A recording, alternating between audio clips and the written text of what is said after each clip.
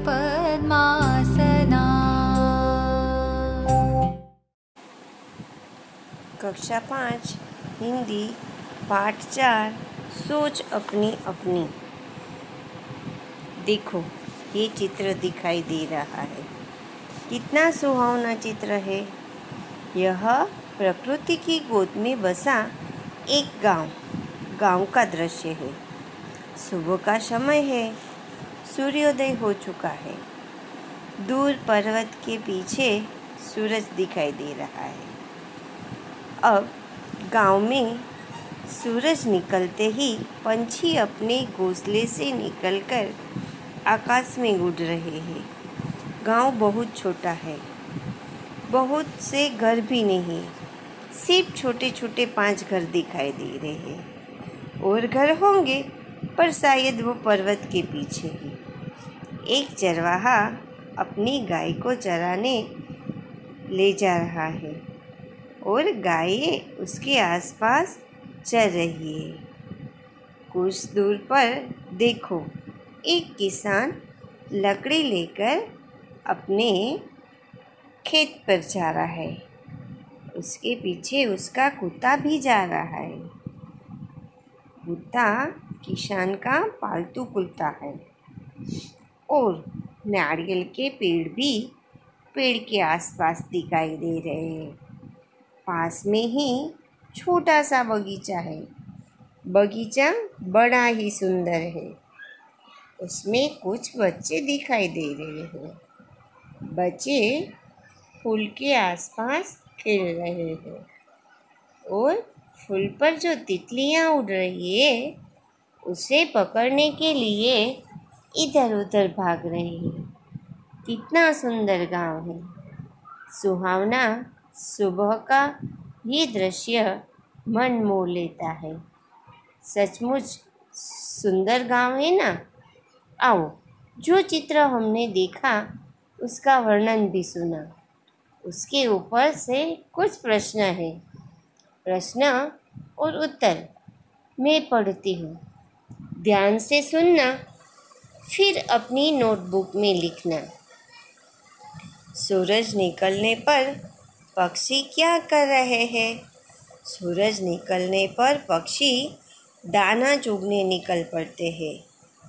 चरवाहा क्या कर रहा है? चरवाहा अपनी गाय लेकर चराने जा रहा है।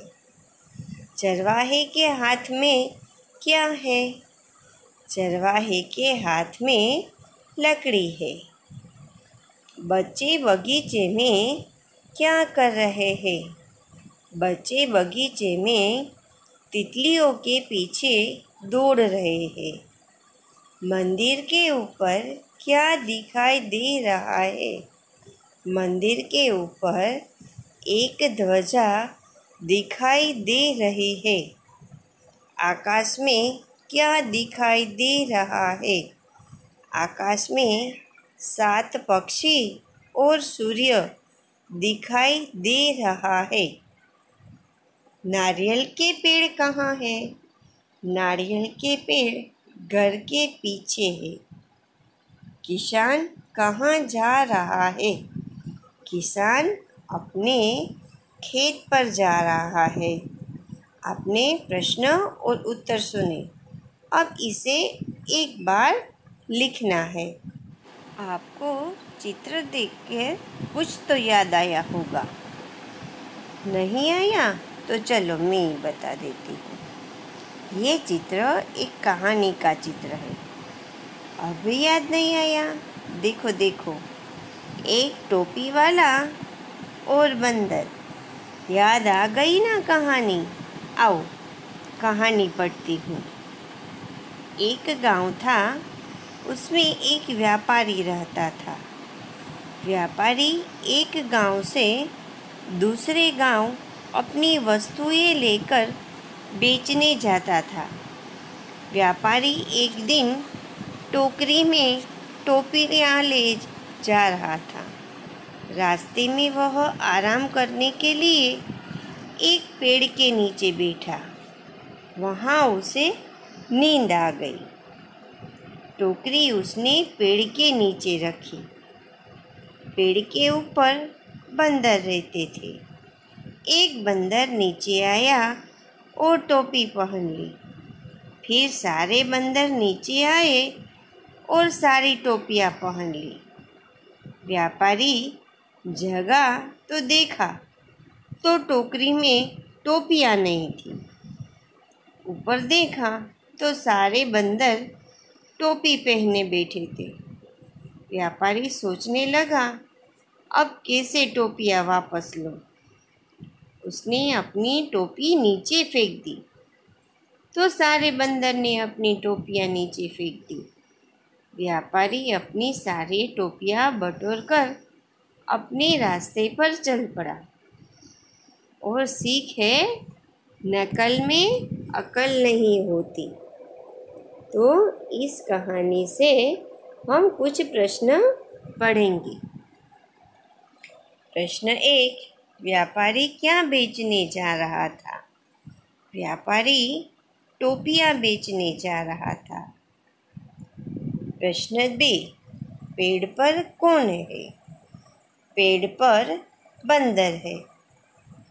व्यापारी कहाँ आराम करने बैठा? व्यापारी एक पेड़ के नीचे आराम करने बैठा।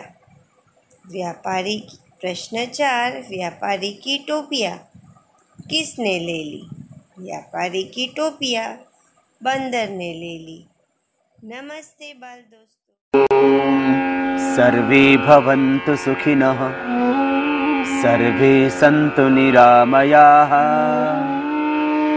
सर्वे भद्राणि पश्यन्तु, मा कश्चित् दुःखभाग् भवेत्।